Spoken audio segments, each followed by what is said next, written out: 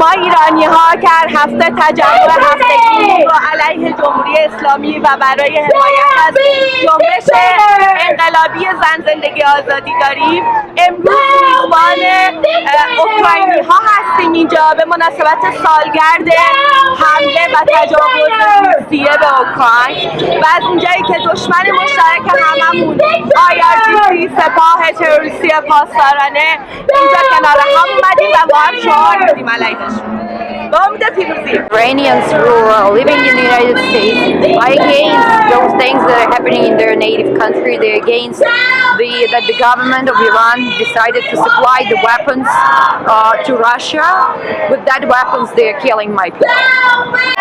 We're here today to support Iranian women and to stand for freedom for Ukraine. So here we gathered together to ask people of United States to support Ukraine with arms, and we ask for freedom for Iranian women as well. You won't ever understand until you start paying, and the price is human's life, and this is Ukrainian men, women, and children who are dying every day for you guys to live in a free country. And if you ever think that Russia will stop only on Ukraine, you're totally mistaken, because you don't understand the reason why Russia is doing all this. You can influence the future. You can do that, but it just like ask yourself if you want to be a part of this and in which world you want to wake up tomorrow. If you get the answer on that question, perhaps everything will happen. One of the most famous fighters for the freedom of Ukraine in the 20th century said, his name was Roman Shukhevich, and he said, it's better to die on your feet than to live in your knees. That's what I want to tell you. To pay the honor of the year anniversary since Russia invaded Ukraine, and also to pay the honor to all the people of Ukraine and the people of Iran who are still fighting for their freedoms against tyranny. This day is really important for the both communities in Arizona. All the days in conjunction and every day individually was the fight for the most important thing, for freedom. Every such day, free day, was very precious to us, and this struggle continues till this day. I also want to express my huge support for the people of Iran that are fighting for the women's rights, for the civilians' rights, civil rights, for their freedom. We do have one enemy in common. It's a tyranny. It's a Iranian regime and Russia, who we call as a state sponsor of terrorism. You do have our support, and we are grateful for having your support here today.